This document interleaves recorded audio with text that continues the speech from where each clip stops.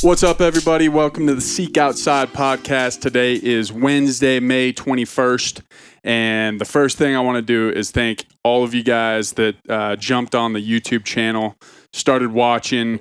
We had a lot more comments, a lot more action on that than I expected, so it was great to see. It's been a lot of good feedback, a lot of people stoked that the podcast is back, so that was awesome to see. Yeah. I'm pretty excited about the feedback we got. Looks like everybody enjoyed it, hopefully. Helps when you're giving away a DST tarp. It does help. Yeah, hopefully you guys watched, not just put it for the DST. Hey, even if you did, I mean, we got more views. You know, we're obviously not Joe Rogan status yet, but 141 people watched two-hour podcast, and I think that's pretty impressive. Yeah. Just on YouTube. So thank you guys. And along those lines, the first thing that we're going to do here today is give away the DST. So again, for anybody in the future, if you want your chance at a DST tarp, what we're doing is through the summer, so that's till September 21st, we are giving away a DST tarp every single episode.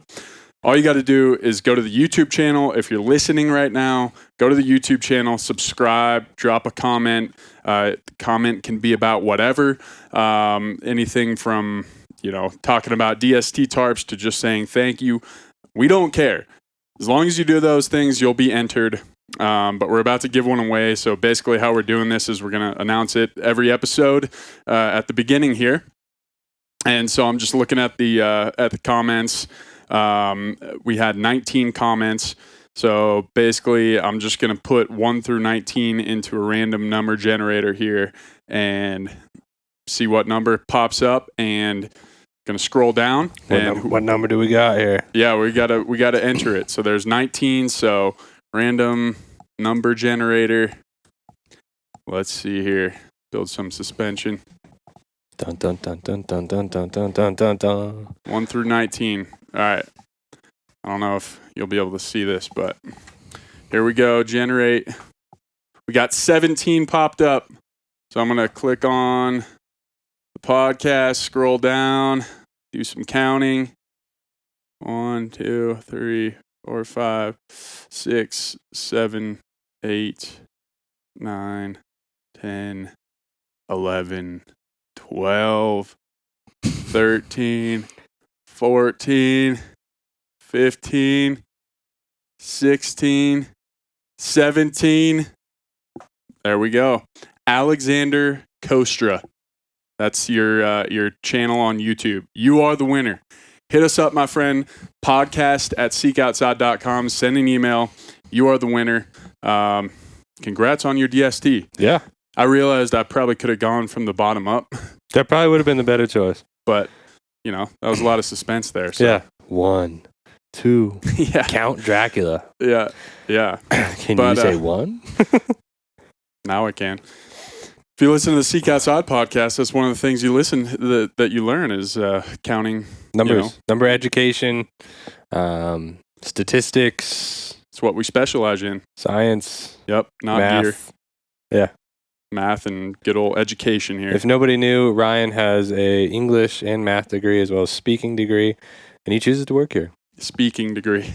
Yeah, that's how you know. We're very educated. Educated. So thank you guys. Make sure you comment, subscribe.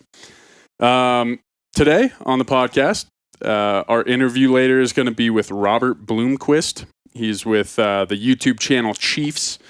Awesome YouTube channel. He's a big fisherman. He's a fishing guide out of the Michigan Upper Peninsula area. And we had him on the podcast to talk everything from steelhead fishing to smelt dipping to just living up in that area of the world. So, and he's a guide that bought the 8-person bundle, right? He's got an 8-person TP bundle. So he bought that as a guide, and he's been using it and loving it, it seems like.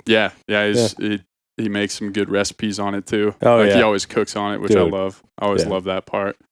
So we got that coming up. We're going to talk some gear stuff. happy hour. The big news of this week in the outdoor world is our homies over at the Outdoor Boys called it quits for a little bit. So we're going to talk about that. So yeah, hopefully you guys enjoy and stay tuned. Welcome to the Seek Outside podcast. And then you think that's bad? You see Ryan on the phone in the office.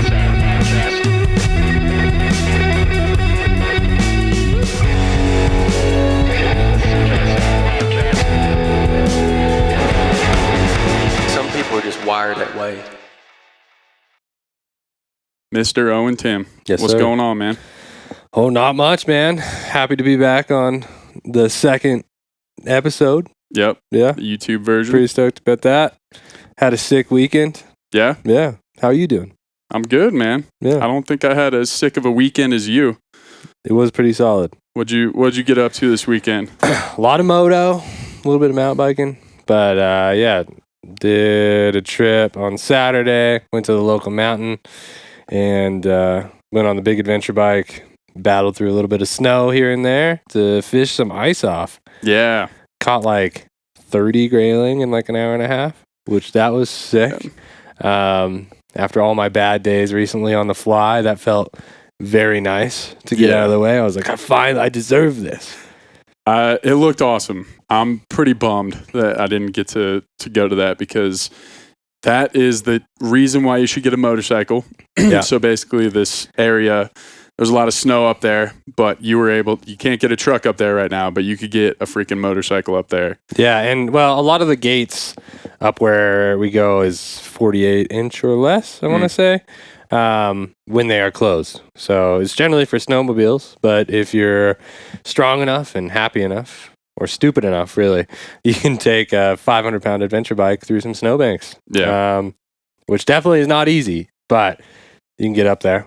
I mean, it opens up a lot of possibilities, especially this time of year, because you're always like, I'm always so jealous of you getting to fish the ice off yeah. those lakes because sounds like you got bored of catching fish. Literally, yeah, dude. It was literally every cast was either a snag and I lost the fly, or it was a fish. Yeah. There's not one that like I had a drift where I was like, nope, no, it's good. Like I just got boom. That's Boom. like in baseball, just a dude that either hits a home run or strikes out. Yeah, Like the worst possible outcome or the best. literally. Dude, I was fine. I was like, and I probably lost like 5 flies because where it was pretty shallow where I was fishing. But man, I would lose 10 flies to have another day like that. Yeah. It was so good. Oh, man. For anybody that hasn't fished grayling, if you find a spot with good grayling fishing, they are so much fun to catch. They fight pretty hard for their size too. They do, yeah. And I think, like, I don't know, there's something about them that they just seem like they'll eat a wider variety of things. Then like trout, yeah. Yeah, like if you throw something with a bead head, they're usually, I don't know, maybe they just have bad eyesight or something like that. But It is true. The bead head just works. yeah, it's like you can throw any color as long as it's within the 12 to 16 or 18 size range. I threw like a Prince. I threw a Copper John because I ran out of my Prince nymphs and the pheasant tail. Anything like that shape was just killing. They smash. Yeah. It's crazy, man. They're fun. For anybody, we're talking, this is our fly fish talk here. Yeah. But yeah, for anybody that hasn't chased grayling, I mean, they're such a fun pretty species sweet. to catch. They're kind of, I mean, we're lucky at the elevations we have. I think we have more possibilities to catch them. Obviously, they're stocked. Mhm. They are Arctic grayling. But I don't really know of a bunch of other states that have a ton of Arctic grayling opportunities. Yeah, Especially you gotta the have south. you gotta have good elevation. It can't get warm in the winter, so it's probably just like us, Montana, Idaho, Yeah. maybe like PNW. I don't know that, but Yeah, I don't know. I haven't looked into it much, but from everybody else I've talked to, it's like, yo, you guys have grayling to catch? I'm like, yeah. and they're so pretty, man. Especially like this time of year when they get close to mating and they get like that purple like sheen that to nice them. spawn colors to them. Yeah. Oh, they're awesome. Well, I'd originally wanted to camp up there, but just didn't make it out of work early enough and get all packed. And I'm glad I didn't because, you throw another 40, 50 pounds of gear on the bike and you're going through snowbanks. It's when it falls over, it's so much more leverage to pick up, and it definitely fell over a few times. Really? So, Oh, and you're all in the by your snow. lonesome trying to. Oh, dude, you gotta grab the bars, and then you grab the rear rack and like full squat it up from the backside. Yeah. Because you just like, especially in the snow or if it's downhill. I mean, it's a 500-pound bike. Like it's fucking heavy. Not to mention all you camped up there, right? I Did you didn't camp. No, I No. wanted to camp, but Okay. I just couldn't make it up there. Yeah. It was pretty cold. I mean, I just went outside and there's a fresh dusting up Yeah. there, so Yeah. which is sick. Yeah. I know. I saw today there was a little fresh dusting Yeah. up top there. Still coming. It's nice. Yeah. But big moto guy. Yeah. This kind of transitions into our next thing. I know that I want to talk about some gear that we've kind of been using over the last, couple weeks, some new stuff. Oh yeah. But you have been running the crap out of that FHF bino harness for motorcycling, right? Yeah. The chest rig. Yeah. Yeah. Pretty stoked. Or yeah, that's what it is, the rig. Yeah, pretty stoked on that. Really just nice to like keep my phone. I got my Garmin, like just super easy access. One of the things I worry about is I tend to ride alone quite a bit more than I probably should. And I go deeper than I should. It's like the awe of it, I'm like, what's around this corner? And sometimes around that corner is some messed up riding. So anyways, yeah, having the Garmin is, really close to me where, I used to run it in the Mesa hip pack and everything in my hip pack, but it's such a pain in the butt to flip around for your phone, especially because I use Onyx off-road to get around a lot of places, and I don't like having my phone mounted on the bars. So yeah, the chest rig has been sweet. It's super comfortable. I can stuff a ton of stuff in there. Like I got my phone, AirPods, ear protection, all that stuff, and it's not even filled up at all. Like I put 2 of these in there last time, still had room for more. Like it's just nice. It carries the weight pretty well. I probably look pretty goofy, but I'll run that with the Mesa hip pack sometimes, so I probably look pretty funny. But it's just nice to have, like, it's organized without having to have a backpack on. I just generally don't really love having a pack on when I'm riding. Yeah. So, yeah. Stoked on. That chest rig is not like a new piece of gear, right? People have been using that but I think what was cool is that you're using it for motorcycling. Yeah, something different than people usually use it for. Not a lot of people use it for that. But. Yeah, I mean, I'll be using it for hunting and all that stuff as well. But that was like when I saw that piece of gear, I was like, this is perfect for motorcycling, and I just need it. So yeah. What do you have on here? Hydra Pack better than Platypus? Oh yeah, I bought a Hydra Pack 2 weeks ago. And I've always ran Platypus, like for water storage. Yeah. Man, Hydra Pack. Really? Way better, yeah. Why? Yeah, Platypus is, in my opinion, way too stiff, easier to puncture. I've punctured a ton of the Platypus stuff. But the Hydra Pack, like, I bought the 4-liter, so it's pretty big. But generally I drink a lot of water, so I need a big storage space. But the cool thing is I've used it for just putting 1 liter in and I wrap it up because it's so pliable. It packs down in that 1 liter as long as you get the air out of there. And then I just put a rubber band around it. So it kind of fits all those sizes. It feels like just a better piece of gear. I mean, yeah. Those Platypus, like I'm always so nervous about just that brittle plastic. Exactly. Yeah. Like especially the seams. They just seem like it's more apt to crack in those seams but yeah, the Hydra Pack's really nice. It's super malleable. Like just to put to its durability, I put it on the back of my motorcycle, which is a very violent place. Sorry, this has been so motorcycle heavy. It's just the season for me. Yeah. But I put it on the back, and it's in like a dry bag. But in that dry bag, I had Allens, like Allen head wrenches and all that stuff. I had some stuff that wasn't necessarily not sharp, like things that could easily puncture something. I had like my Leatherman in there, that kind of stuff, and it was bouncing around on the back for 200 miles, and it was fine. Yeah. Yeah, like in a dry bag, but it was still, like durable. Yeah. And I'm like, that's a pretty good testament, I feel like. Yeah. No, I mean, that's a lot harder testing than throwing it in a backpack. being shaken around on the back of a Unless motorcycle. you're just jumping down an entire mountain 30 times over, like you can't test that same way. So Yeah. And like I said with the platypus, I just find it harder to pack into something small. Like that Hydro Pack, when I roll it all up, it's this big and it holds 4 liters of water. Yeah. You know, so it's like example. I think where hopefully we're gonna get a tag for this year. Hopefully that I'm gonna need some extra water. It's gonna be dry up there, so having something that can get that small, when I find a water source, I can fill it up and have effectively a gallon of water with me is sick. So I'm probably gonna buy another one. I'll probably buy like a 2-liter one just so I don't have to keep using the 4-liter, but it's pretty sweet. Might have to get some of those. One of the pieces of gear I want to test is my new sleeping bag. Yeah. Explain. I guess, did we talk about that? A little. We touched on the quilt a little bit. Yeah. I bought a quilt like 2 years ago from Western Mountaineering, the Astrolite, 26 degree. It just didn't work for me. Not that the quilt was bad. It's that Western Mountaineering quality. I mean, it's so nice. But I move around in my sleep a ton. And sometimes I'm really pushing the boundaries of that quilt.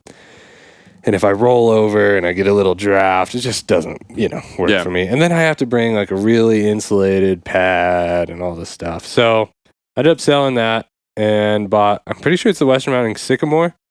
So that's like more of it's not a mummy bag. Like, again, I move around a lot. I want something that I have some space in. That guy's a 25 degree.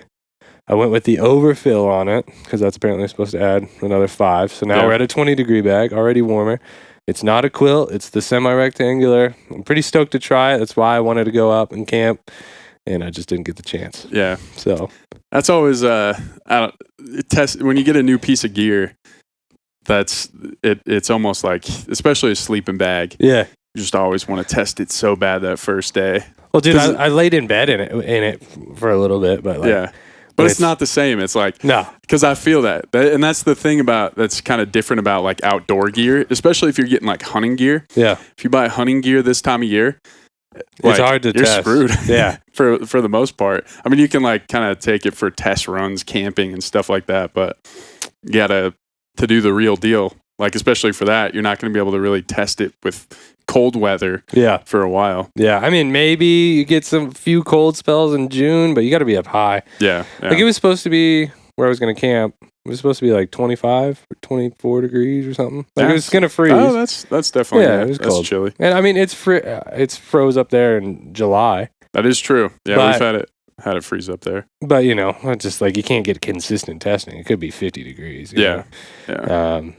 So well, I guess we'll maybe try and go do a high elevation mission, get some colder temps just to test it out. Looking at the San Juans, they're probably still going to have snow for another month and a half too. Yeah. So. They look snowy for sure. The thing that I wanted to give a shout out to is Rec Pack. So I don't know. I'm not a big breakfast guy at all, and I've even been using these just at home after like a workout or even just for breakfast sometimes. And these are kind of a little bit more not controversial, but like some people hate this. But basically, Rec Pack, it's like this meal replacement shake. I think they taste great. Okay. But some people hate those. But I love them because they actually taste good.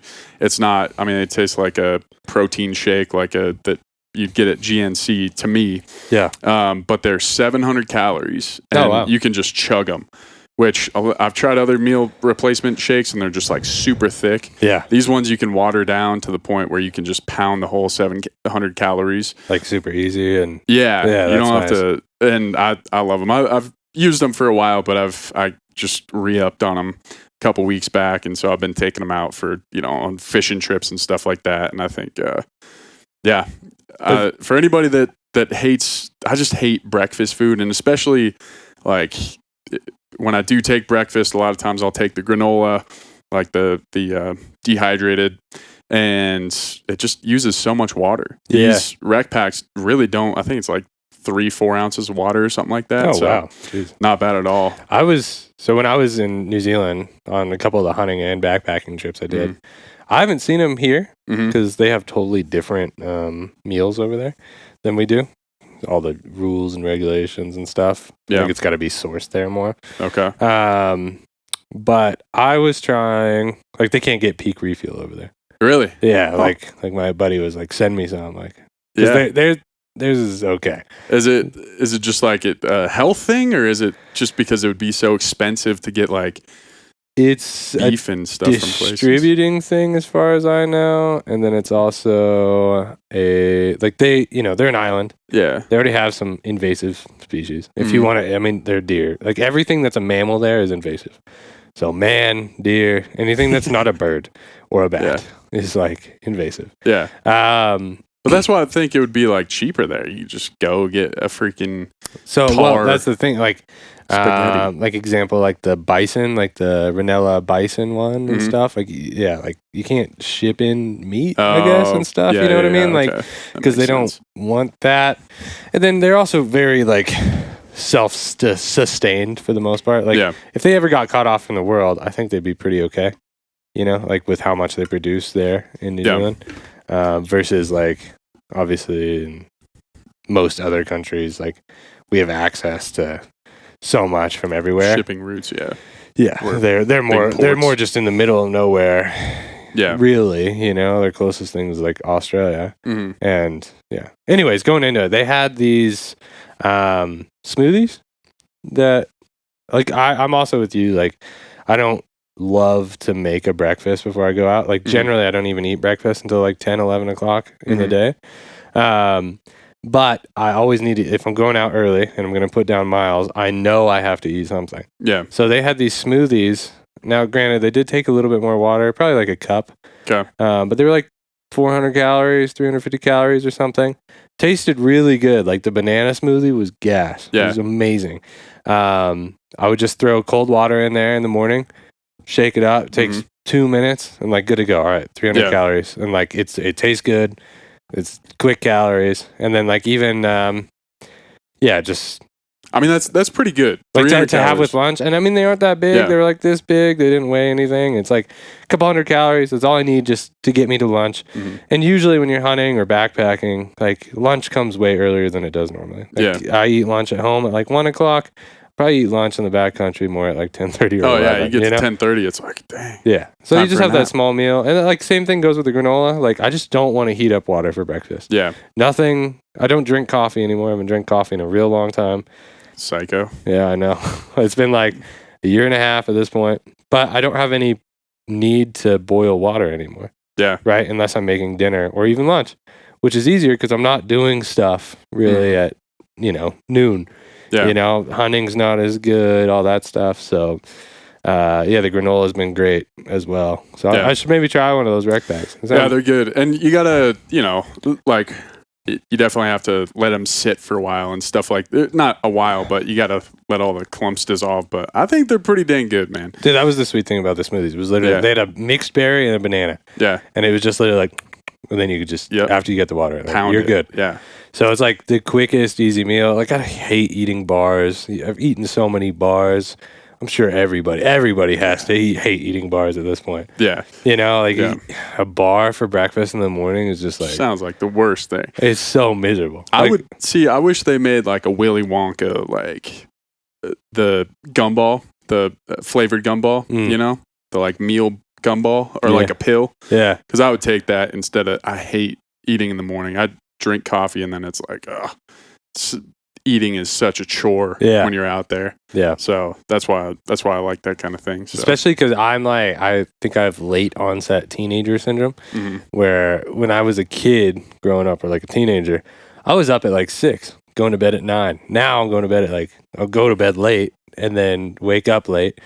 And that translates into the backcountry. So I need from getting out of bed to being hunting, I need just at least 30 minutes, just quick. Wake up.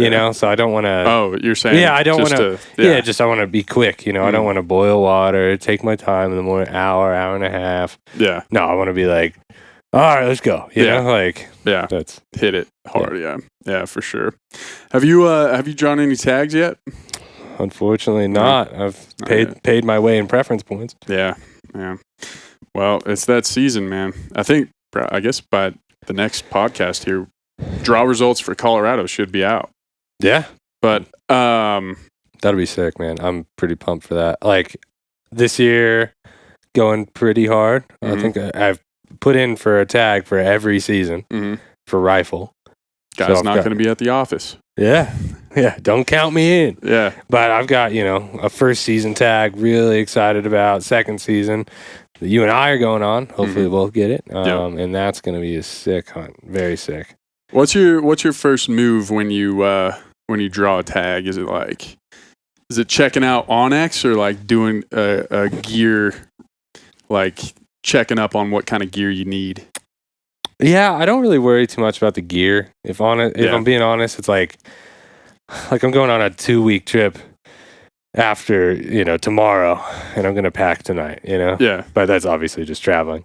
So I usually pack like the last week before. And then if I need anything, I just go hit RI. But working here, I have access to, do I need an 8-man? Well, it's not like it's a hard thing to find.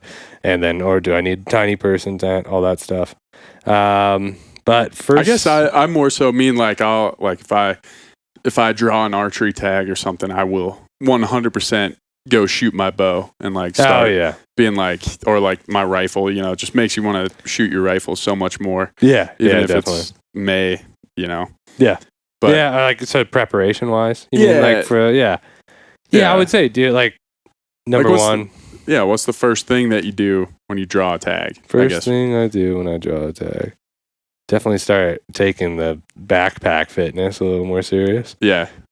Go on some rocks, hit a few more squats than usual. Yeah. That's always good. A lot of the units that I apply for, I've hunted before, but this one that we're applying for, I've not hunted.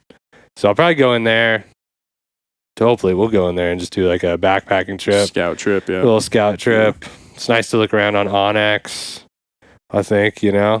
Onyx, kind of start to make a gear plan. You and I guess we haven't even drawn it yet, but we're already planning. We're all right, we're going to take this tent. This will be the base camp. We're going to go up, take another camp, set up in this area, hunt out of that. And I think you kind of start planning the moment you put in for it. Yeah. You do for sure. Yeah. But I don't know. It's just the next step in getting to hunting season when you draw that tag. So it's always, and it's different in Colorado because we have so many over the counter. So usually it's not like you're either hunting or you're not. Yeah. You can usually get an over the counter, but it definitely gets you that next, I don't know. I'd go to Onyx and start shooting my bow. Yeah. That's for sure the first two things I do. One thing I've kind of done too, especially in the past, is I'll go just on a camping trip out in that unit area. Maybe, start in August, September. I'll go out, just do a camping trip, either that being off the moto or out of the car, and just go hang out there and kind of familiarize myself with the area a little bit. Get a vibe. Yeah. I think that's important too, because with a lot of rifle seasons, if there's an archery season for elk or even deer, animals are probably going to be in a lot different spot than when you first, if you're not necessarily looking for animals, but looking for roads and looking for the type of terrain, I think is huge. If you can go to an area and you see this kind of thing, kind of compare it with Onyx. So this face, what I'm seeing on Onyx, it looks like this, but in real life, it's all oak brush. So this is going to be super hard to get through. Yeah. So you can kind of plan how you. E-scouting can be pretty deceptive. It for can. Sure. Yeah. And you can't see deadfall on Onyx. You can't see that kind of stuff. Yeah. There was one. It was that year we went out with Riley and them, and that gulch we hiked up did not look anything like it did on Onyx. Yeah, it looks so different. Yeah, it looks so different. So it's I guess it's nice to just familiarize yourself with that, the roads, where there's water, right? Yeah. There's a creek over here.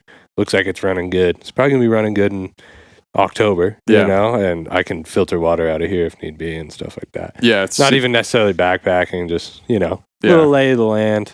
You can usually tell this time of year whether it's going to be something that's going to be there for a long time or if it's just a little dribble. Yeah. You know, like that's not going to be good for me. Trailheads, that kind of stuff. You know. Yeah, for sure. Just familiarize yourself. Yeah, no doubt.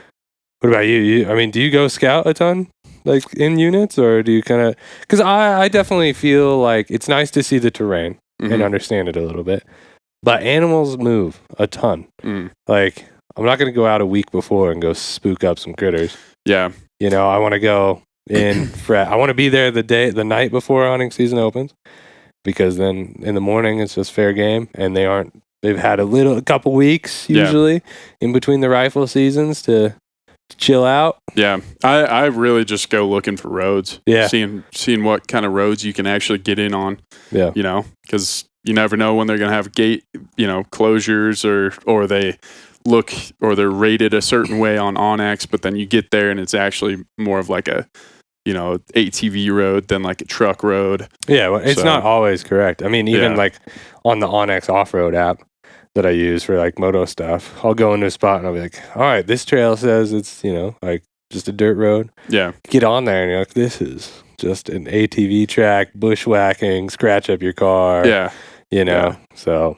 Yeah, I'm not like I'm not a good enough hunter now, or probably ever will be, to like go in and find a certain animal and and be like, oh, that's going to be my target buck or bull. Yeah. It's like, but it is nice to know that there's at least animals in there. Like if you go somewhere and see some elk, but yeah, I more just look for access. That's kind of my main thing. And comparing the land, because I think in like, especially most units, the terrain is not going to change that much to where like you can go to a drainage and kind of look at the terrain and see kind of how that matches up with Onyx, and you can kind of apply that across the whole area. Yeah. Be like, all right, I know that this is kind of like based on where I was, I can see that this place that I want to go is similar or totally dissimilar in the terrain, so I can either access it or not access it. Yeah. I think that's a key thing. But yeah. Well, it's here, man. We'll have to, next episode we'll go over what we drew. Yeah. Hopefully we're in good moods. Yeah. But we didn't draw anything. No. We're gonna have to go into the pumpkin patch again and try and shoot an elk. We're going to your state, wherever you live. Yeah. That's where we're Wherever going. your favorite unit is, you're gonna see us at your trailhead. Yeah. We're gonna actually make clones of ourselves just so we can fuck up your hunting season. Just that. Yeah. Just go buy a bunch of beater trucks and park them at every parking lot around where we're going. Just a bunch of guide trucks, like horse camps. Leave them there. Yeah. Dude, that would be a good strategy, man. Yeah. Just make it look like the spot's blown up. Just get like 15 or 20 just beat up trucks. Yeah. Park them at your local trailhead. Everybody's going to get there and be like, oh, this is worthless. This is toast. Yeah. Why do I need to go up here? And then, and then just you have your beater there. I mean, they're all your beaters, but you just go hunt. And you're like, man, nobody's up here. This is nice. Just like freaking like 2001 Buick, like LeSabres or whatever. And then there's this one Chevy Silverado. Yeah. They're like, oh, this is suspicious. Oh, just go buy a bunch of like 95 Ford F-150s. Yeah. Just drop them in there. Although I'd be scared of those guys. Yeah. They're going to be asking you for a ride out. Yes. But no. Well, we should probably get on to the happy hour. We got some good stuff coming. We're going to talk outdoor boys retiring. Let's go to the happy hour.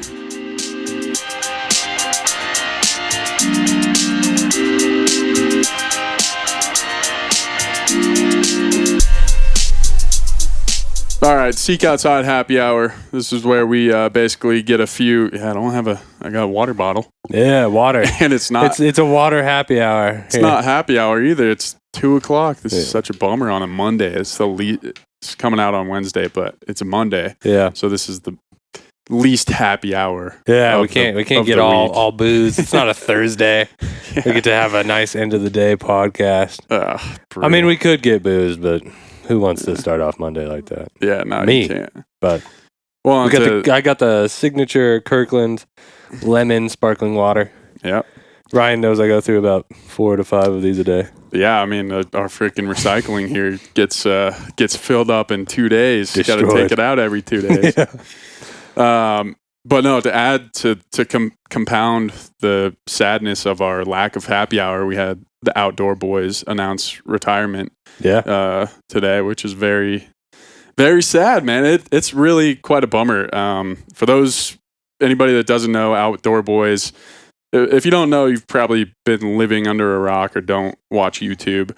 Either one. You'd still watch it. Highly recommend the channel. But basically, I would say it's got to be far and away the most popular camping channel out there. Yeah, for sure. Bushcrafting, camping, fishing, hunting, like all of it. All of it up in Alaska. And we were lucky enough to have Luke Nichols. He's ordered a few tents from us. When he does his winter camping, he takes out the Seek Outside 6-man or 4-man. I forget what exactly he has. He had a Red Cliff. Maybe a Red Cliff. Yeah. He's got a Guardian too. Yeah. And he's awesome, man. He is honestly he's a living legend, and this solidifies his legend even more because he just retired because he got too famous. Yeah, I mean, so dope. Did you watch the video? Yeah. I mean, I think he had some good points. About once his kids. Like he's such a from the outside, right? Yeah, you can't always tell from the inside, but he seems like really good family man, dad. Like, he seems like a cool guy. I'd love to meet him one day. Talk to him. And like, I don't know, man. Like, I just respect him so much because he never wanted any sponsors. Like, he purchased all his gear from us. Like, he never asked us for a thing, even though he's got the highest rated YouTube channel out in that space there. I agree. That's like huge respect to me. Like, not taking, just using what you want to use. I think is some of the best way you can prove you're solid. You know?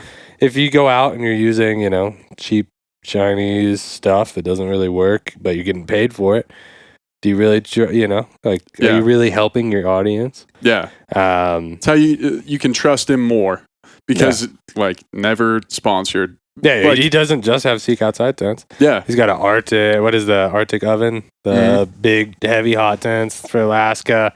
He's got Nemo tents. He's got, all sorts of them. Yeah. And it is cool to be, I feel like, trusted by him. I'm sure he's still going to use our gear. And that's, the small part of this. But it's cool to be like, oh, he trusts our stuff enough that he's using it for, and he goes on some seriously wicked stuff. Oh man, he's like -20 in Alaska, hot tenting by the ocean with pneumonia, camping with pneumonia, literally pneumonia. Yeah, camping outside, just no tent at all. Just he's making hardcore. His own. He's so hardcore, and it's awesome because he doesn't if you were to come across him in the street. I think nowadays, especially with the influencer world that we live in, there are so many people that are bushcrafty. They have a look, and they have a personality where they they're very trying to be or are just very alpha type A people. Yeah, Luke seems like the opposite of that. He seems like just a guy that likes getting out there, enjoying stuff with his kids. But honestly, he seems like a true Alaskan. Just my experience being up there. You meet people like that all the time where they're just the most badass people that deal with the craziest stuff, but they're also the nicest, most genuine people. When I was up there for the first caribou hunt, we were flying back into town, and all the hotels in Fairbanks were booked. We literally met this lady at the little hangar. She let us use her pickup truck for two days. Wow. She didn't know us from anybody. Yeah. We could have been, crooks. Scum, yeah. Let us stay at her house. Dropped us off at the airport. It was that's an Alaska. That's a true Alaskan. Yeah. He seems kind of in that same boat, just a genuine person. He's like, all right, well, people are starting to recognize me when I'm walking around, and I'm done, man. I want my family. I want to keep enjoying this, so I'm going to get rid of this thing. And it's really cool. It's a bummer. Luckily, he's got such a giant backlog of videos. you can just go back and watch all of them. Well, and I think he's still going to have a few videos come out that he's already filmed. Mm-hmm. So those will still come to the channel. So there will still be some new content. But yeah, it's kind of a sad day in the entertainment industry, if you may. You know, like it's... To me, it was interesting because it was like it made national news, man. Like people were talking about it, not even in the outdoor world. Like I was listening to a show on a popular podcast network, and they were talking about it. And they do sports. They don't do outdoor stuff. Yeah. So it was crazy to kind of see everybody talking about it and just see the scape of it. And like I've literally told people before when people will ask like what I do for work, I'll be like, you ever seen Outdoor Boys? Yeah. Like you ever seen that tent that's on there? That's the company that I work for. So yeah, it's pretty wild. The first time I saw Outdoor Boys was on TikTok. It was like somebody just reposting his like channel stuff. Mm-hmm. And the joke was that it's always time to go to bed when you start seeing those videos. Because it's like always late. It's like at the end of your scroll session. It's like, I'm Luke with the Outdoor Boys. And you're like, oh yeah, you look at the comments, time for sleep. But yeah, it was the first time I saw him. I didn't really know much. And then I saw, started to see more clips of him. And then even saw our tent on there. And I was like, this is crazy. Yeah. And then, started watching his channel, and he almost has, I think he appeals to everybody. Yeah. Because he has like almost, it's not ASMR-y, but it's nice to watch. Like there's nothing depressing or hurtful or anything to watch in his videos. It's all just like good content. Yeah. Straight entertainment. Like he walks you through every step. I think as a non-hunter or non-outdoorsy person, you can enjoy watching his content. Yeah. Which I think is why he's gotten such a big following. Yeah, no. So. Yeah, it's a bummer, but thank you Outdoor Boys for all the awesome entertainment. That was great. Yeah. Kind of along those lines, I guess another don't want this to seem like too much of a Seek Outside propaganda podcast, but something cool that just happened within the last couple weeks was the Seek Outside Flight 3 got rated the most comfortable ultralight pack of 2025 by Backpacker Magazine, which was sick. That is sick. So for anybody, it's kind of interesting with some of these rankings and, some of these best tents or backpacks of 2025, depending on who puts them out. Some of them are paid, right? So you got to be careful when you're like looking up some of these reviews. There's such a thing as, what I saw, it was I forget. There's a special term for it where like a magazine does an article about a company and it's like an advertisement. They paid for it. Yeah, what do they call it? It's like an additorial. Yeah, additorial or something. Yeah, something like that. Yeah. Editorial, like it sounds right. Editorial. It's like rigatoni, but rigatoni. But I mean, this one, like, I think Outside Online does a pretty good job. They don't do too. I mean, we've never paid them anything, so we just send them. They just get a product. Yeah, send them gear, and it was pretty sweet to see that get rated. They were like, basically, this is, which I mean, you'd kind of like, I don't know. That's kind of how we built the flight, was to be a very comfortable ultralight pack. But it was cool to see it getting props out there. Yeah, especially on a big magazine, online article. It's like it's cool to see. Yeah. What other non-Seek Outside? We don't want to bore you. Do we have any other news? Well, I mean, the only other thing that I had, I just wanted to mention that because it just came out. I think it's sick. But I mean, the kind of to go the opposite way is the article that I picked from Outside was there's an uptick trend of filming thirst trap videos, TikToks at popular outdoor spots. So like there's a girl that filmed one at Hanging Lakes. No. It's which I guess you could say that there has already been a precedent set with the Vertica guy. True. filming that, but I don't know, man. That's insane. Like why you gotta take Hanging Lakes and make it a thirst trap destination. It's just I guess people do anything now to stick out. It's like, I'll film a thirst trap, but at 14,000 feet. Yeah, literally. It's insane. Just on top of a 14er. Yeah. Yeah, man. I don't know. What's your take on it? Have you ever seen any of these thirst traps, Owen? Yeah. I'm sure you haven't really come across any of them on your Instagram feed or TikTok feed, No, right? no, Me neither. No. You can take a look at my phone. It's clear. Nah, dude, you see, like, I don't know. You hear stories and shit about that stuff, and it's like, especially on the public land, I'm like, all right, at least people out there using it. You know, I guess that's the positive This is spin why on we it. need to keep federal land. Yeah, exactly. Public land for the thirst traps. That's how we get the LA crew in on it, dude. Yeah. On the get them to care about the public lands. Just be like, hey, there are 850 million acres of land that you can film your freaking thirst trap. You can film your TikTok dance on. That's the next campaign. We gotta, because if we get them on board, we get everybody on board. Public lands, TikToks for public lands. TikTok for public land. That's the next campaign. Hashtag TikTok dance for public lands. Yeah. And that's how we get the younger generation in. Yeah, whipping Nene on up on the Gunnison Plateau. Whipping Nene. That would be unbelievable. You see Yeah. But I'm tired of it, man. It is ridiculous. The internet has gone too far. It has. I always make a joke they should put a tariff on podcast gear.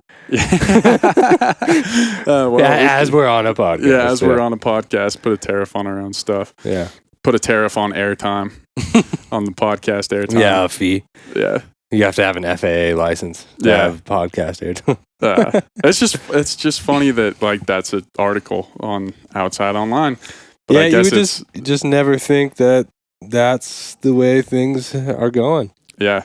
What I see a lot, I have to word this carefully.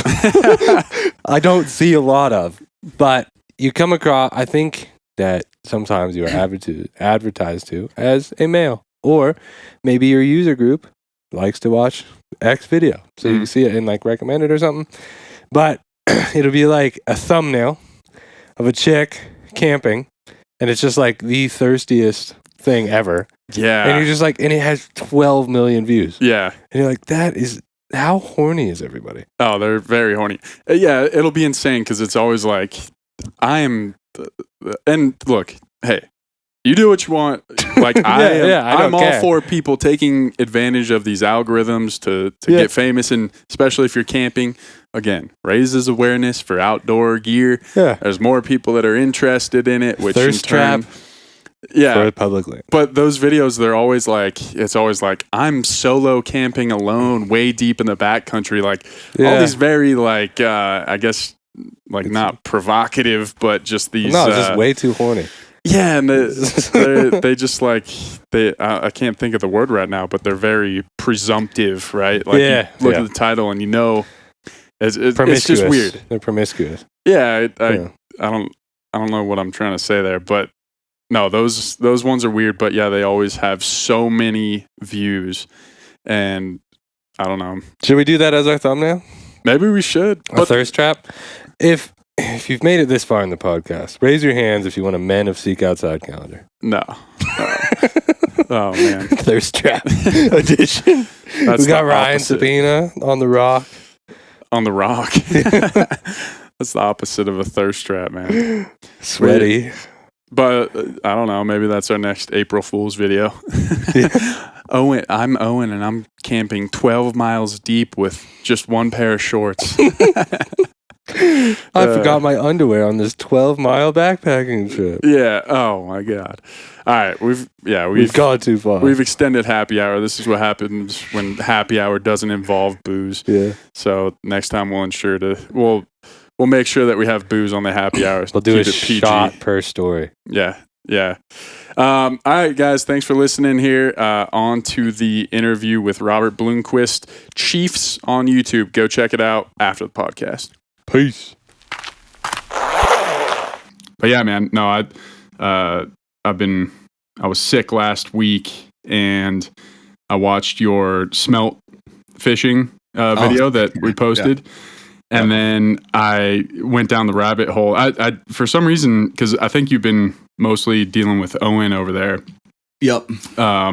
And so I hadn't really seen your stuff too much. And then I went down the rabbit hole once I saw that one.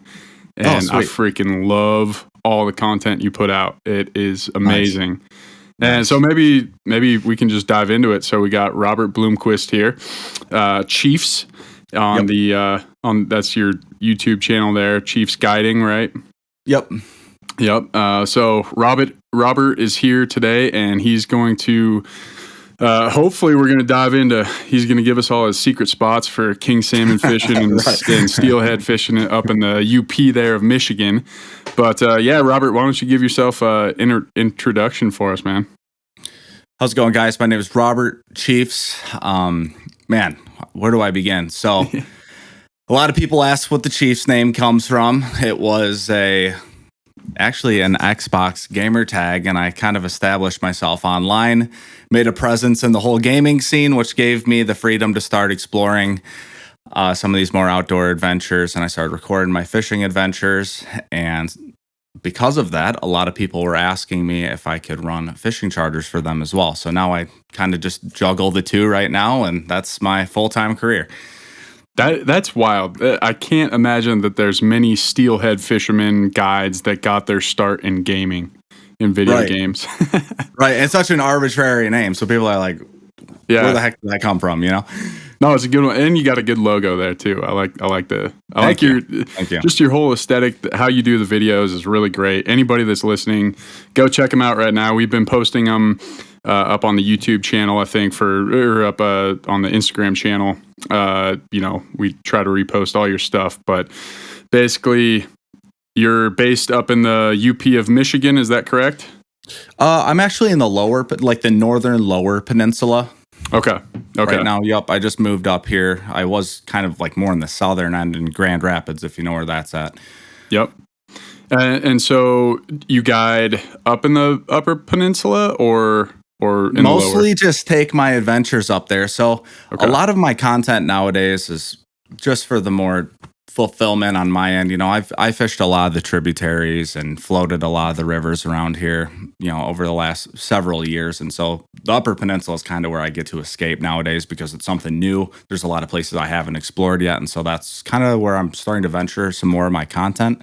Mm-hmm. But no, I base my guiding service here in the lower peninsula of Michigan. We have a lot of phenomenal fisheries here, and just from trout, salmon, steelhead, Lake Michigan, the trolling out there, the open water opportunities, and a lot of our inland lakes are also very good too that I guide on.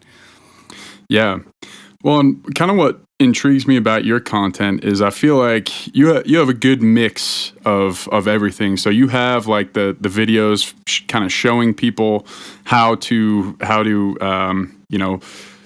kind of some of your tips and tricks for like coho fishing. Like just an informative.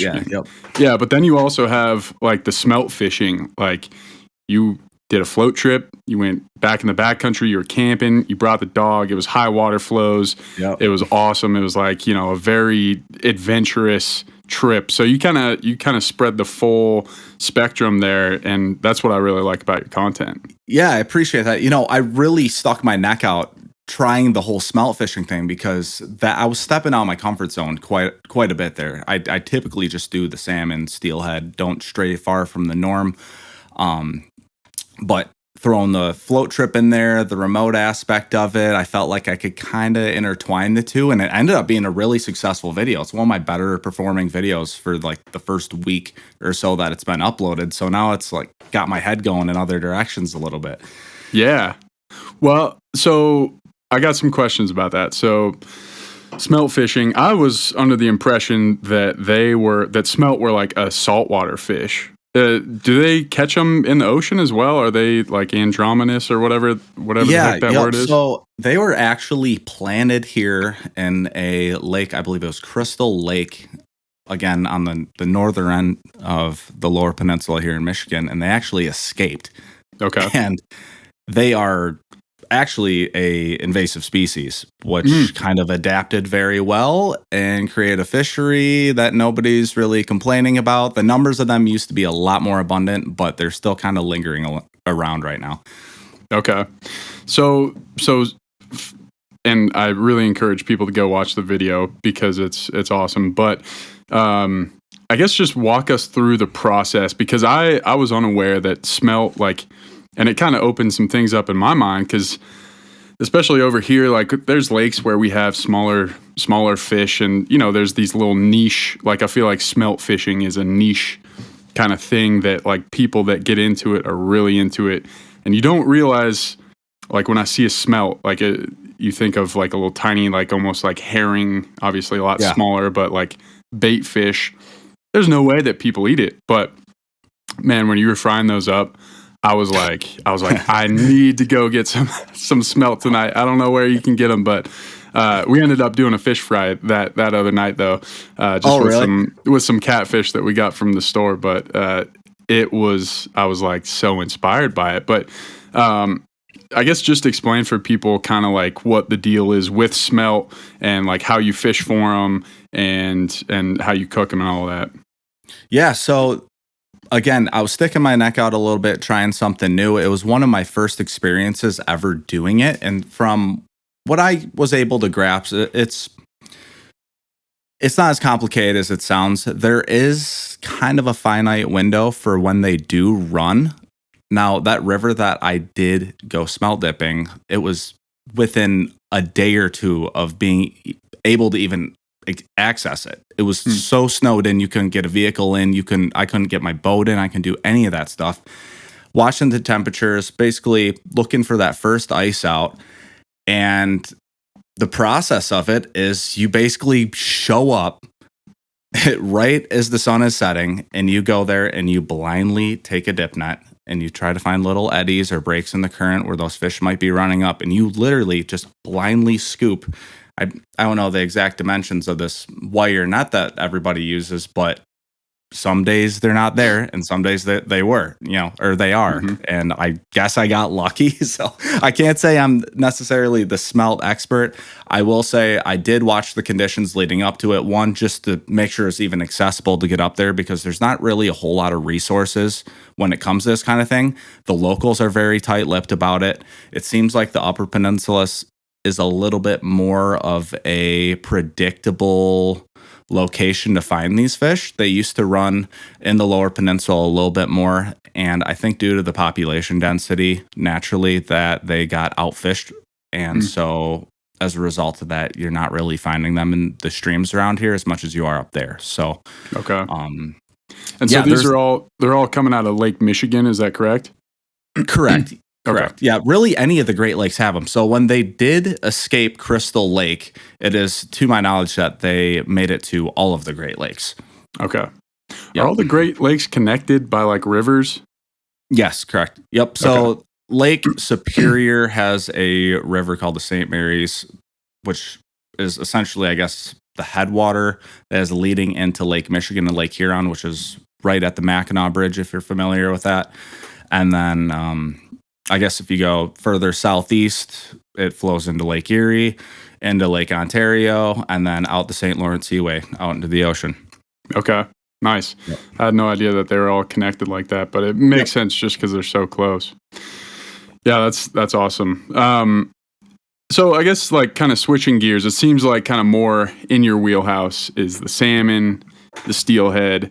How did you, I guess you kind of explained how you got into guiding and doing charter trips, but how did you get into steelhead and salmon fishing? And especially like, how did you kind of learn about doing these more remote backcountry, if you will, float trips to get into these awesome little, I mean, you're catching king salmon on like a river that's as wide as this freaking room, which looks awesome.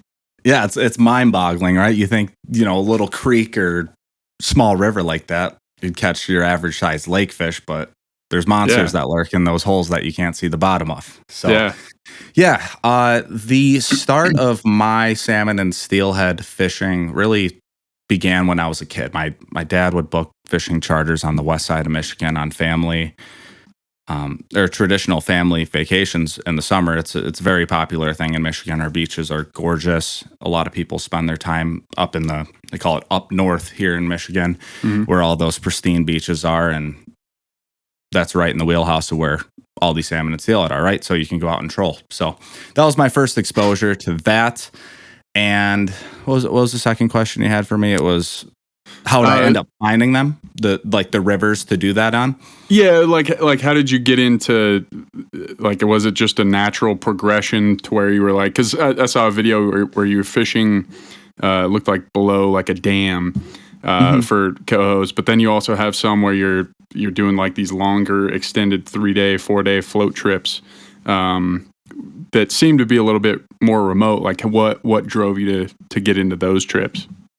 I would have to say, I guess as a kid, I always camped. So that was a big thing.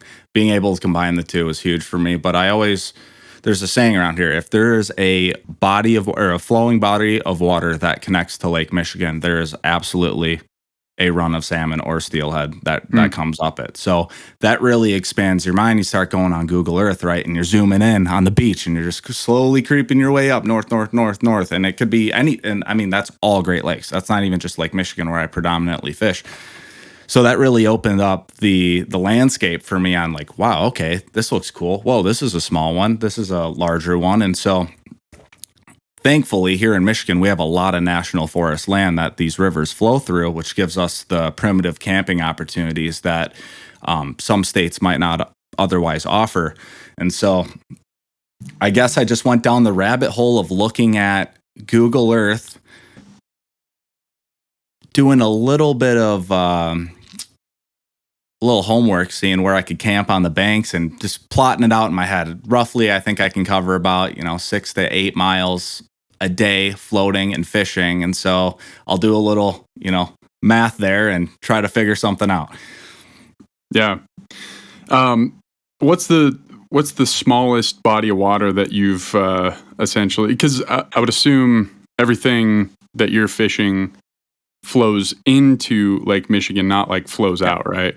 That's correct, probably a dumb question, but no, you're I never know. It could be different elevations there between the lakes. But so what's the smallest, like, just width wise body of water that? Because I guess where I'm coming from is I've been up to Alaska salmon fishing, right?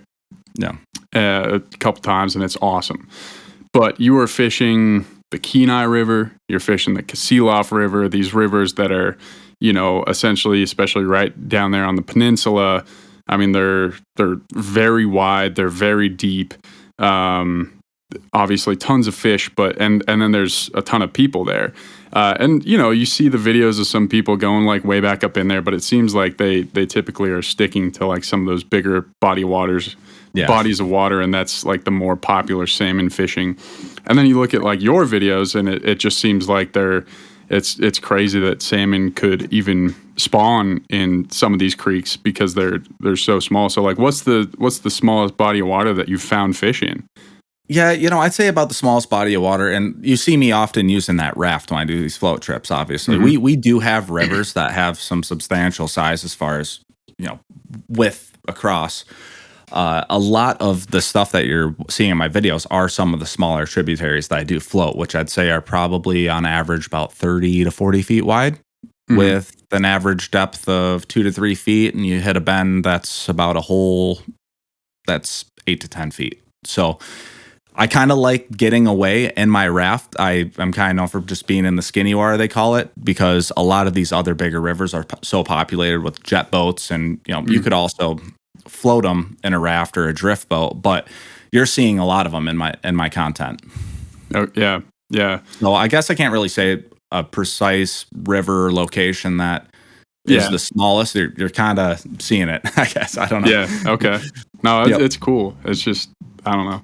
The bigger the fish and the smaller the water, that's always, it's like when you're a kid, you just wish you could, fish these little streams and have freaking marlin inside this little tiny creek by your house or whatever. Right. But well, the thing that's kind of cool about it too is even when you are seeing me on those smaller rivers that I make my videos on, there's tributaries that flow into those, which are like, I'm talking ditch creeks that are averaging a foot in depth with a 3-foot hole at the deepest, and they're in there doing all their busy work. That's often where you're going to find some of your most fertile habitat for those fish to have a successful spawn, which is good gravel, cold water, and just dense foliage that they can hide in. And it really expands your mind of where these fish can actually reach. Yeah. Are there closure, like big river closures like there are kind of up in Alaska certain times of year for salmon spawning up there? Yeah, so we have different type trout streams. So we have 1 through 4s. 4s and 3s are the ones that typically remain open throughout the year.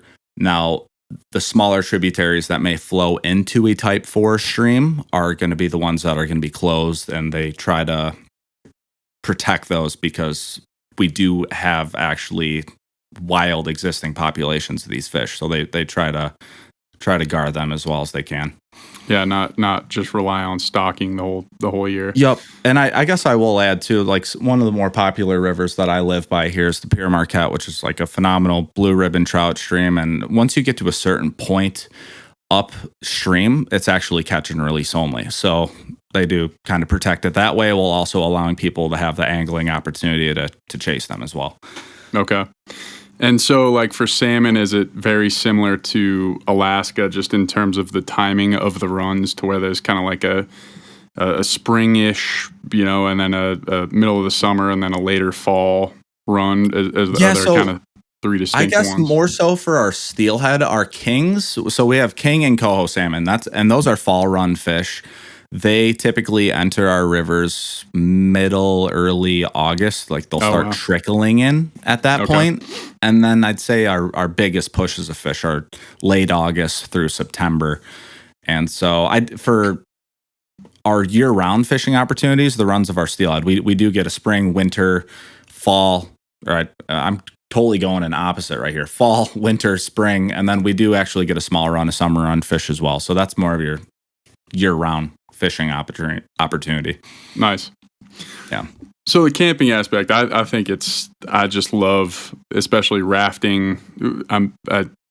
Picked up an alpaca pack raft a couple years ago, and that's like kind of one of the new fun, just awesome hobbies is floating down a river, setting up camp. It just allows you to get into these super remote spots without having to actually hike, right? It's easier. You could bring a little bit more gear. You're a big raft guy.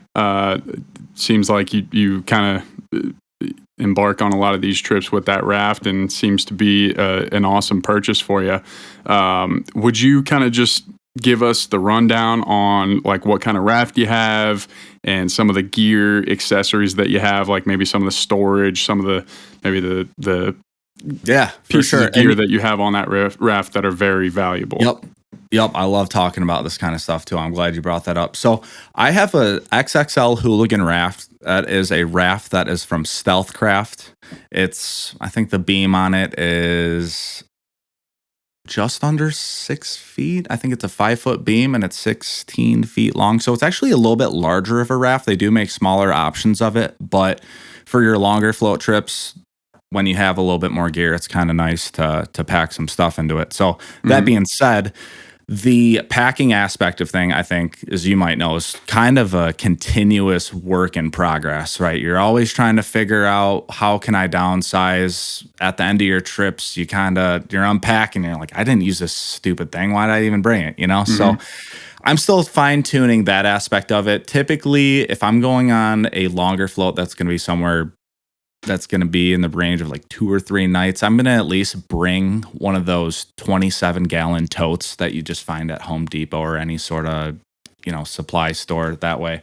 And in that, I'm going to put a lot of my actually, let me think this through real quick. So I usually bring a tote. I got a dry bag. The dry bag is a 30-gallon or 20 or 30-gallon. Which one sounds right for a backpack? Would that be like 20? I feel like a backpack would be 20. Yeah, I guess I'm not 100% 100% sure with like backpacks. We usually do liters, which how many liters are in a gallon? Right. Oh my gosh, you're gonna do this I to me? bet it sounds like 20 almost gallons. 4, I think, right? Yeah. I'm just thinking like a 20 gallon like fish tank. That's like the Right, size of like right. your desk or whatever. Right. Something Yeah, like so that. we'll call it 20. So just like a good backpack, a larger backpack size dry bag. That Okay. I'm going to put my clothes in.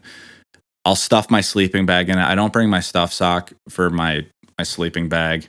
I'll just kind of cram my sleeping bag inside of that, and then the bottom of it, I'll just have 2 days worth of clothes. Really, the necessities. I end up wearing the same hoodie. I find I'll end up bringing like 2 or 3 hoodies, but in reality, I wear 1 or 2 at most, as is. So a lot of my underlayers, they pack a lot lighter. They're the essentials, obviously, and then on top of that, stuff the sleeping bag, and then I have one of those. I just got it. It's such a great sleeping pad. The Thermarest. Is it the Neo Air? Do you know which one I'm talking about? Maybe Neo Air, yeah, that's a popular one. Yep. It's got a pretty high R value on it, which has been a game changer for me. I think my last one was like a 4 R value. This one's a 7 or an 8. So even if it's 0 degrees out, I'm chilling. I got a 0 degree bag with that. I'm A-okay.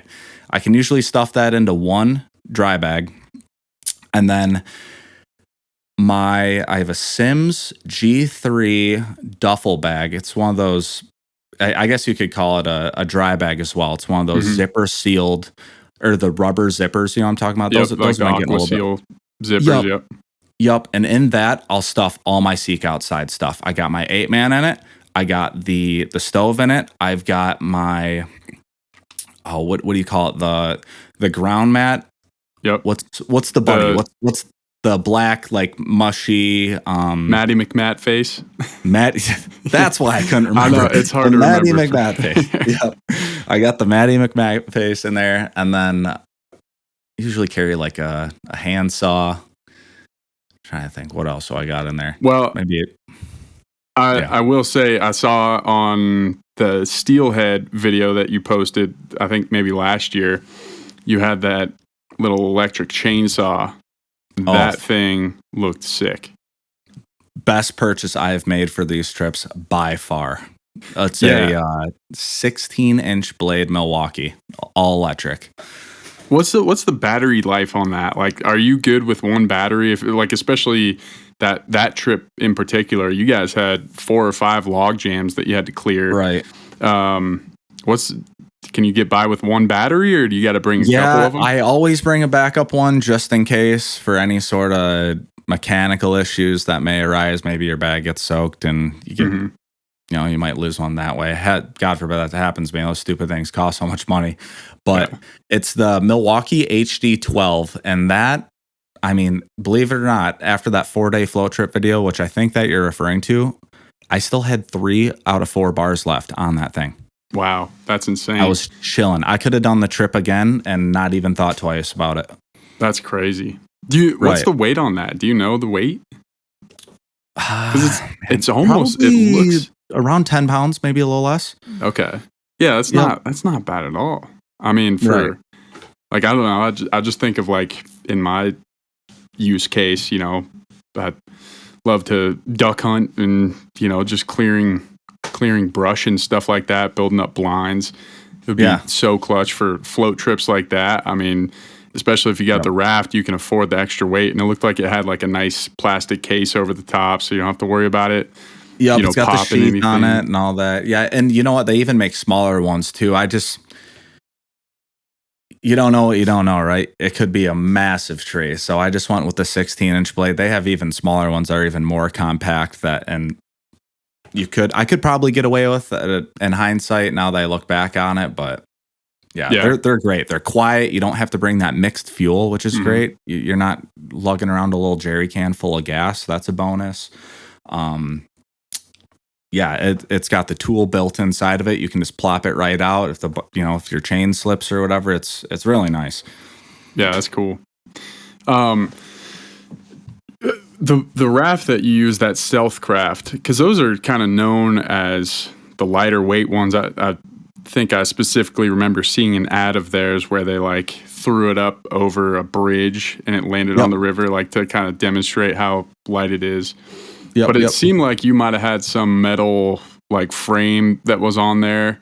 How much does that weigh? Because like when I was watching that specific video, I was like, oh, this is it looks like a pretty lightweight raft. Like you could probably just pick that thing up and throw it over those long jams. But then it was like two of you guys, and you were having trouble with it. So how heavy is that thing? So I think when it's, I'm trying to go off the description they put on their website. It's 220 pounds, something like that. And like I said, that's one of the larger models that they have.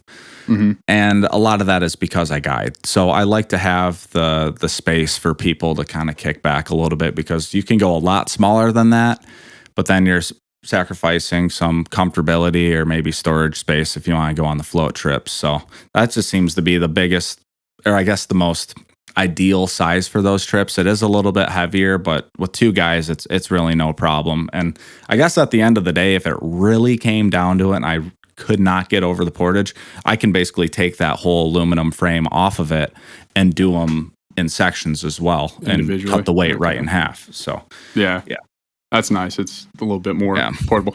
I mean, I know like, some of the bigger rafts, the NRS ones are probably a little bit heavier than that with the frame and all, because they're huge. No, that's sweet.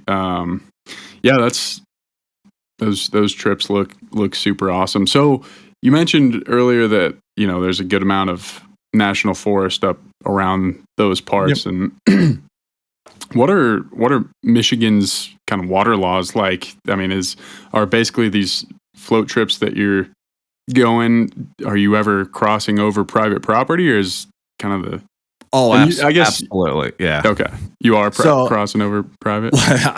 I'm not camping on private property. However, So there's a 33-foot easement, if I'm right, on both sides of the river that technically nobody owns. You can walk the very fine edge of that river, and that's totally acceptable. Now, some rivers are different than others. Like I was mentioning earlier, the Pere Marquette, which is one of our premier like blue ribbon trout streams, you can only primitively camp at designated canoe-in campsites on rivers like that. Whereas some other rivers, the standard rule of thumb is I think you have to be 200 feet off the bank. It depends on the river. Some of them are very river specific that way. But yeah, no, we're never camping on private property though. That's for sure. Well, yeah, and the reason I ask is just because I know every state has these different crazy water laws. Like Colorado is very, I don't know, it's chaos. Like you can float down any river that is a navigable waterway, but if you touch the bottom, then you're trespassing. Like if you're wading you're trespassing. Right. Whereas like a state like Montana, they have the high water line. So I was just kind of trying to get a gauge of like how easy it is to, I would assume with that easement, it's pretty easy to pick a waterway, whether it's going into the Great Lakes or even if you just wanted to do a float trip somewhere in Michigan. All you got to do is find 2 access points and you're essentially good to go to at least float. And then, you probably obviously got to get on Onyx or whatever to find camp spots, but that's a cool way that they have it set up. It just seems like it's a lot more forgiving than here in Colorado. For sure. They definitely seem to encourage the outdoor recreation around here. I will say that. It's pretty cool. Yeah. So what's your favorite? Because you do the big fishing trips on the lake, but then you also do the float trips. Do you have what are the benefits to both of them for salmon fishing specifically? Yeah, so I guess I'm always chasing where the best bite is. These fish run up the rivers, right? Well, they spend a majority of their lifetime in Lake Michigan growing. And so when the best bite is out on Lake Michigan, typically during the summer for those king salmon, I like being there. I just really like being where the best bite's going to be. And so I basically follow them from Lake Michigan up the rivers. As far as my favorites go, I've been getting a lot more into the open water fishing of things. It's fun to get out there in the pitch black of the morning and watch the sunrise over the beach. That's really cool. But I gotta say though, being on the river, on the flowing water, it's something about it's cool. The river's always changing, so I don't know. It's a tricky question. I guess I'd say the river. The river is still just like at heart, I guess. Yeah, for sure. So do you like hunt or do you backpack, or is kind of fishing the main thing for you? Primarily fishing. Unfortunately, the guide life does not allow as much hunting as I guess I can't even really say as I'd like to. The seasons overlapped quite a bit, so it's hard for me to do both, and so I haven't really switched any of my attention over to hunting yet. But I'm kind of keeping it in my back pocket. Everyone's telling me, "Oh, once you get into it, you're screwed. You're gonna love it." And so, yeah, just fishing right now. Oh, it's got to be pretty cool though, getting especially if you take out like a first time fisherman and they're catching like this 25-pound king salmon. Well, speaking of that, because I mean, you were catching I've seen you catch some hogs, king salmon, obviously nothing like a 70-pounder, but what's the ceiling for kings that run up the rivers in Lake Michigan? Yeah, so believe it or not, 2 years ago, out of the port that I run all of my fishing charters out of here in Ludington, Michigan, the state record was just set 48 pounds and something. Yeah. Wow. King salmon. Insane. Yep. I mean, that's an Alaska salmon right there. That is. Yeah. Yeah, for sure. And so we do see a fluctuation in the size of our fish. I will say, I'd say on average, our fish are ranging from 15 to 20 pounds. There are years where those fish are in excess of 20 pounds commonly being caught, with 30 pounds is the number that, at least as a charter captain, you try to hit once or twice a year. That's the big number. Mm-hmm. But it's not uncommon to get fish that are 35 pounds plus by somebody in the area during the season, for sure. So yeah, they're big fish, awesome, man, for sure. I mean, they're ocean bred fish. They're the same exact things that are out in the ocean. So yeah.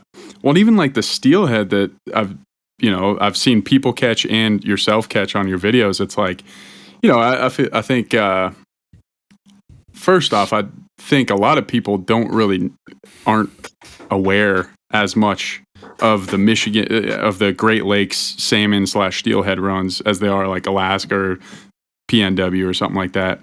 Yeah. But I also think, like, at least me, I always had the perception that, it's like, they have salmon, but they're like, they're small. Like, we have kokanee salmon here in Colorado, and it's like, they're technically red sockeye salmon, very similar to that. But the biggest one that you're going to catch is like 2-3 pounds. Whereas so I think I kind of have that perception of the Great Lakes runs. But I mean, you guys catch some awesome steelhead up there too, like legit, like big, definitely 10-pound steelhead. Definitely. And it's so funny to me because there's these steelhead pages on Facebook, and the Pacific Northwest guys want to cut down our Great Lakes fish. They're like, oh, they're not steelhead, they're not touching salt, so, but essentially they're the same genetics, because a lot of the fish that were brought into the Great Lakes were derived directly from the streams in the Pacific Northwest, from Washington, Oregon. They tried all these strains out to see which ones held better, and some of them stuck better than others, but essentially they're the same genetic fish. They just don't touch salt. So as long as they got the forage, they've got the potential to reach that same ceiling. We get fish that are 20 plus pounds for sure. I think our state record is 27 pounds. I mean, there's some big fish. That's awesome. Do you know, were they brought in as primarily like to support like a commercial market, or was it more these are being brought in to be like a game fish? I think they're more brought in to be a game fish than anything. Are you aware with how the salmon were introduced here in Lake Michigan at all? Nope. Oh wow, this is great. I feel this is such like common knowledge around here for many fishermen like myself. But so we had a invasive species called the alewife that inhabited our rivers. I think almost a century ago. Alewife, like Ewive, alewive. Yep. And so Okay. it's a bait fish from the ocean, and I don't know exactly how they're introduced. I'm very confident that they were introduced through the ballast tanks draining from cargo ships that were coming in and out of the Great Lakes from the ocean through the St. Lawrence Seaway. Yep. And so they just ravaged our lakes here. And they were washing up in the millions on our beach, on all of our beaches up the coast. Wow. Lake Huron, Lake Michigan, all of our Great Lakes were getting soaked with these alewives. They die off in the spring, wash up on the beaches. They reeked the tourism, the people that wanted to be on the beach. It's creating a big fuss. And so they started introducing species of ocean-run fish that primarily feed on those to try and combat their population. And so they started off with coho salmon.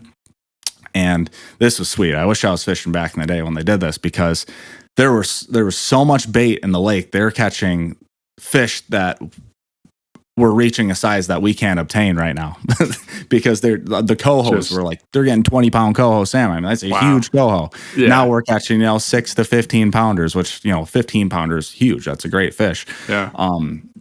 But no, they introduced the cohos. They didn't get the job done, and so they brought in the king, and then the king actually brought things down to a little bit more manageable of a population of predator to prey ratio or whatever. And when they did that, they didn't realize, or maybe they did or they didn't, but some of our streams were more fertile than others, and these fish still had to run. They still had the spawning instinct, so they started running up our rivers. And so some of our rivers started developing a natural reproduction of them, and they formed a multi-billion-dollar industry out of it, and now they're here to stay, and now they plant them just for straight recreation. And so I think back to the steelhead thing, I think they were introduced more as a game fish, and it was before the whole alewife thing. Oh, okay. Yeah. Yep. I mean, that's great, man. Like, that's the whole, like as a hunter and fisher, right? It seems like an awful lot of these invasive species tend to work out pretty well for hunters and fishermen, right? Because it's like right? it's like pike. It makes you wonder if it's intentional. Yeah. Well, yeah. I don't know about that, but it's like it ends up being just such a it's a conundrum, and it's kind of almost like hypocritical to fish for these things, right? Because as a hunter and fisherman, you're supposed to be like conservation, and invasive species are kind of like they're the poster child for they're the antithesis of conservation. But I mean, you look at like wild hogs, right? People love hunting those things.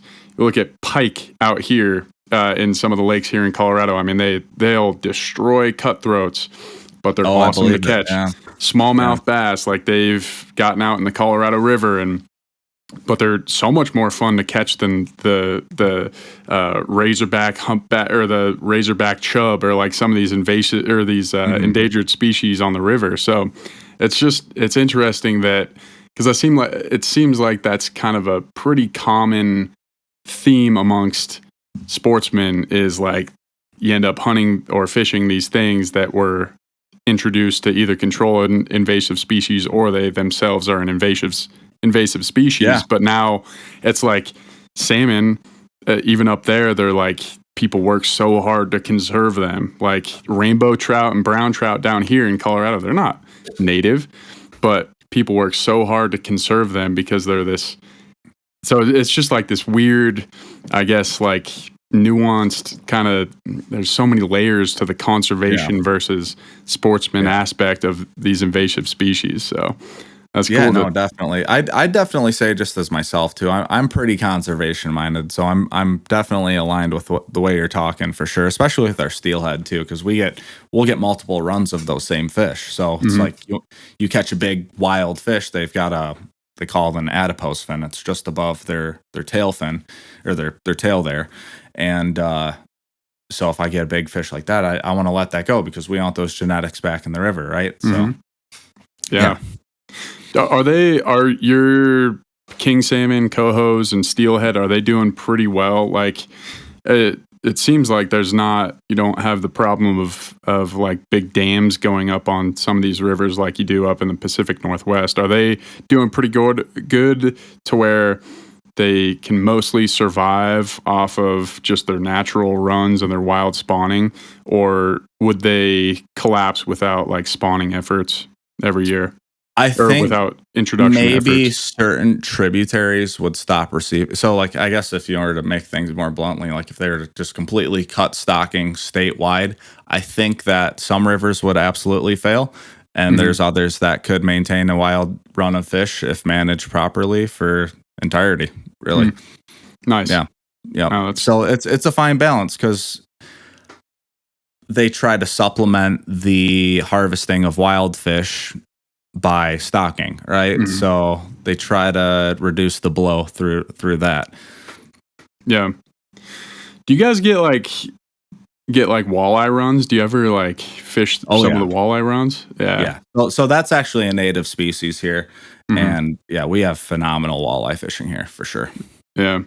Do you ever fly fish for them like when they're spawning in like smaller rivers, or is that still like you basically gotta spin walleye fish or for 'em? just like walleye. Yep, walleye. Can't say I've caught, or actually I caught a walleye in the fly in Canada, but not in Michigan. No. Okay. No. And they're actually the season. I don't really target them a whole lot this time of year, but the season starts. I believe it's March 15th is like it's closed off. So there's still quite a few in the river right now actively spawning, and that's typically when you're going to see them in the river. So yeah, they've got it kind of protected. Yeah, keep them protected during the spawning. Yeah, that makes sense. Yeah. Well, what getting back to the whole, I guess I kind of lump steelhead and salmon together. I'm sure they're very different fishing for them, but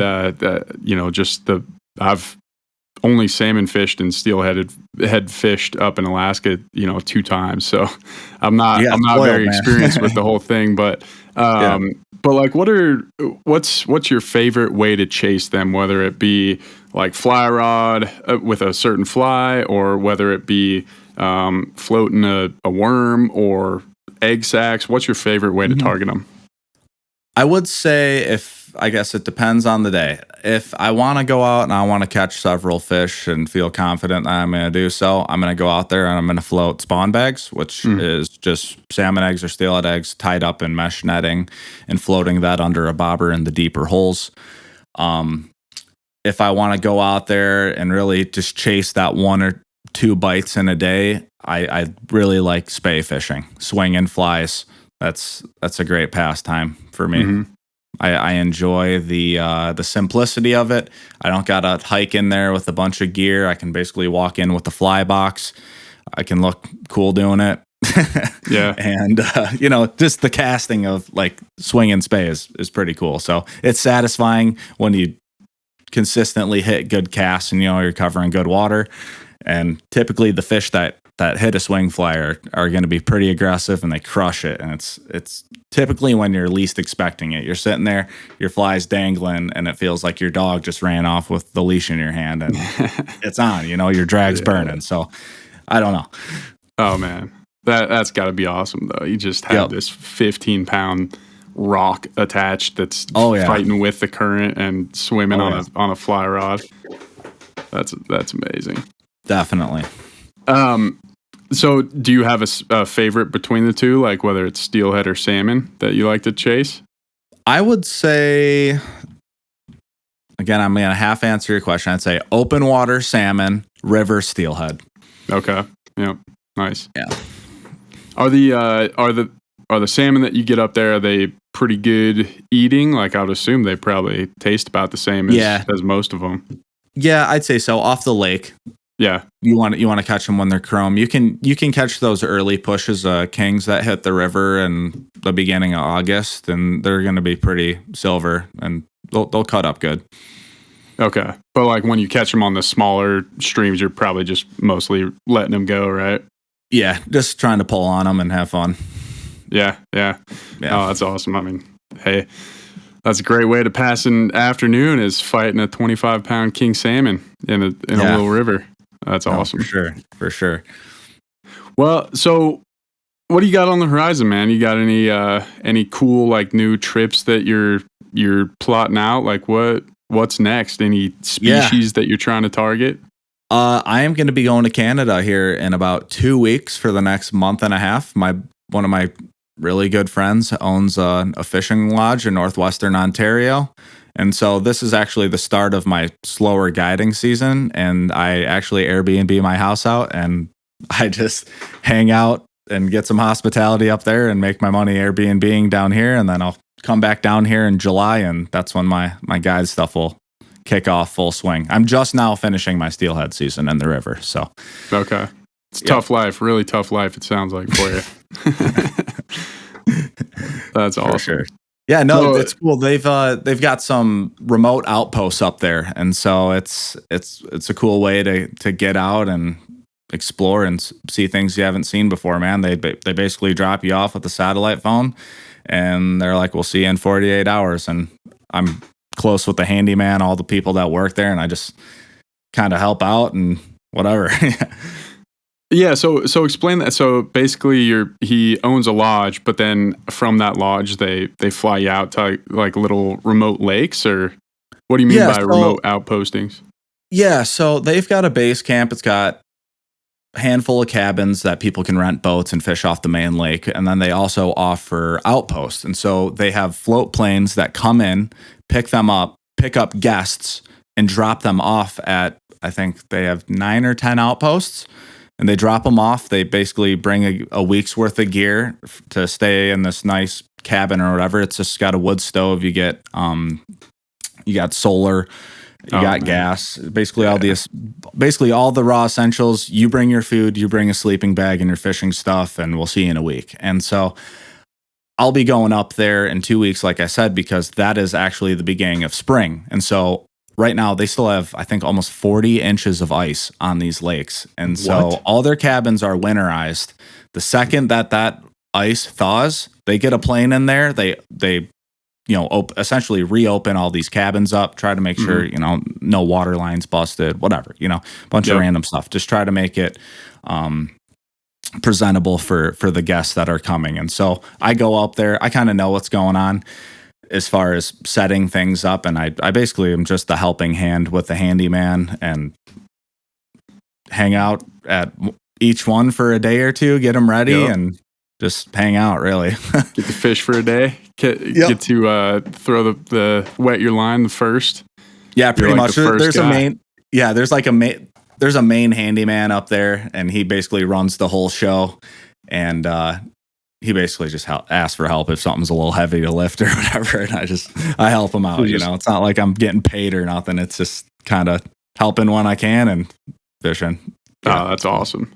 So that's like got to be like the pike, walleye, smallmouth. Yep. Those fish up there. Okay. Yep. Nice. Yep. Oh, that's sweet. Yeah, I have a buddy that goes up there basically like he used to go up there every summer. I think it was in Ontario.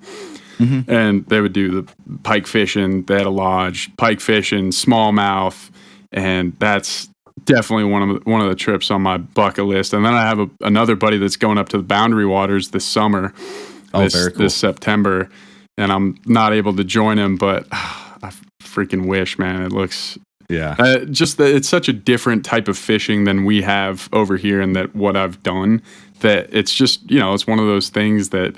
It like you just have it in your mind that it's like so majestic and so different from what we're doing here. So that's one of my dream trips is to get up there. So maybe I'll have to hit your buddy up there. Yeah, definitely. I know the guy for sure. It is crazy though. I go on these float trips, right? It feels remote, but in the back of my mind, I know I'm still within 20, 30 miles of civilization. But when you're up there, they drop you off on the float plane. And they leave, it's like a whole different level of stillness, serenity. I don't know if that's the right word, but it's crazy. There's a heightened sense of awareness that that you are completely responsible for everything, and you need to think twice about everything you're doing. Whether it's going out on the lake, let's say you go out on the lake, right? You smack the propeller on a big rock, and you're dead in the water. And suddenly it's dark outside. Yep. Now Yeah. what? You almost have to like play these scenarios out in your head beforehand. You got to think twice about what you're doing a lot. Yeah. Well, that's the tricky thing about having a boat too, is like, like with a car, anywhere that you're going in a car, there's probably going to be a pretty easy way to get out of there, whether it's like other people driving on the road or, sat phone or anything like that. It's just easier to get out. Whereas a boat, even if you're doing a float trip like around here, where you're not going to get that remote, kind of the same thing, like probably always going to be within 20 or 30 miles of a town. And then at least, you're probably not getting more than 7 miles away from a road or a popular trail system. And you got cell service. Typically. Yeah, and you have a lot. Well, actually, I don't know about you, but at least here we do. We have self service in most places, but you don't have the luxury of having like all these other people coming down that same road to where like, oh, if I just wait long enough, somebody will come through. If you're on a boat in the middle of nowhere, that's like you basically have to figure out your way out. You got to paddle your way out, or you're going to have to swim a long ways. So it's a different level of like danger that we're just not our systems aren't as equipped for as like traveling via road. Absolutely. And often it's the small things too. Around here, a lot of guys will ride around their boat without a life jacket, right? It's a small thing like that. What if you get ejected from your boat in the middle of a Canadian lake because you hit a glacial rock pile that you didn't see coming? Because that's what all those lakes are too. They're all glacier-made lakes, and so you'll be driving around. It'll be 100 feet deep, and out of nowhere, there will be a rock pile that is this far above the water that you might not see smoke it. Yeah, wow. Everywhere, especially these outposts. Like a lot of them are so uncharted. Cheap insurance to wear a life jacket, man, Yeah. Or wear the kill cord, that little red cord that goes around your wrist on a motor, like when you drive a motor around. Okay, the kill cord, if you get ejected, it stops your motor. What if you get ejected and your motor's still running? Oh, man. Yeah. Then your only source of transportation, what if you're 5 miles away from your cabin? Gone. Yeah, no, that's extra tricky.